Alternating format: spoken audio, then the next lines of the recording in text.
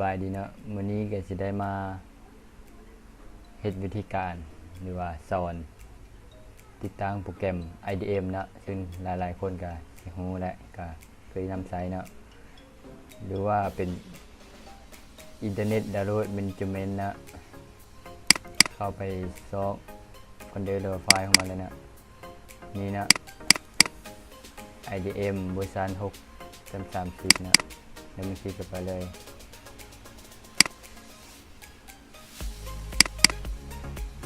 นี่นะไฟล์ติดตั้งมันแล้วมันคลิกไป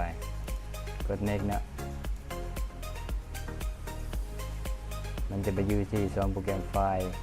86หรือว่า32บิตนะกด next แล้วนี้ก็แล้วนะ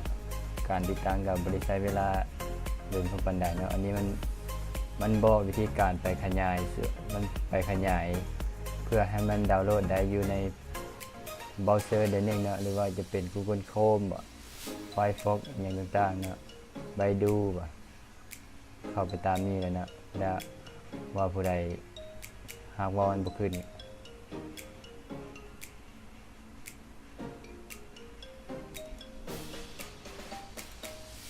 กดแพทนะ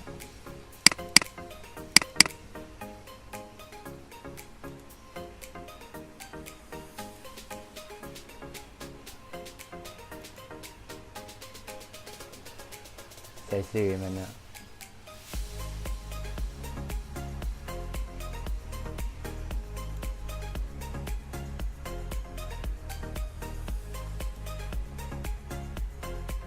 การแพทย์ก็ถือว่าสำเร็จเนาะก็ใช้ชื่อใช้ที่ดินที่แท้ตามนั้นนะมันจะถามเพียง2อย่างนี้ลองมาใช้งานกันเบิ่งนะ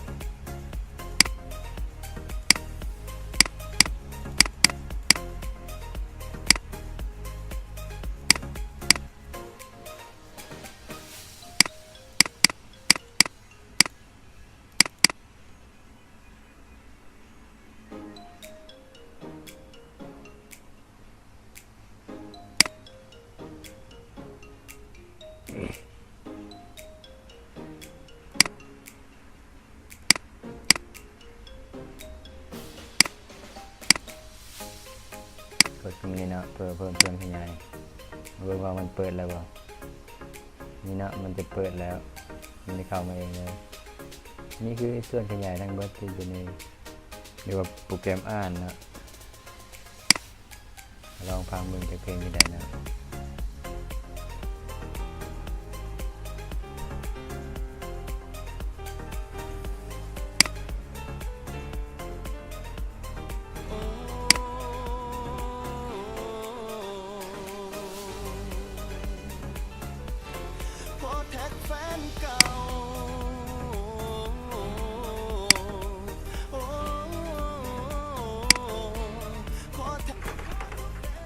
นี่นะมันก็จะขึ้นมาให้ดาวน์โหลด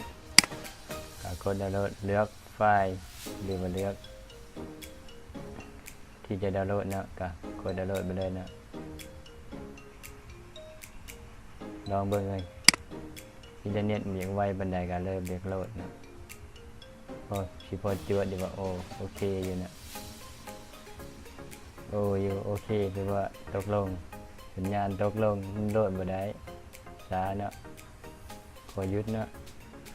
กับวิดีโอนี้ก็ขอจบลงเพียงเท่านี้เนาะกดไลค์กดแชร์กด Subscribe เพื่อเป็นกำลังใจให้กับทีมงานของเราเนาะ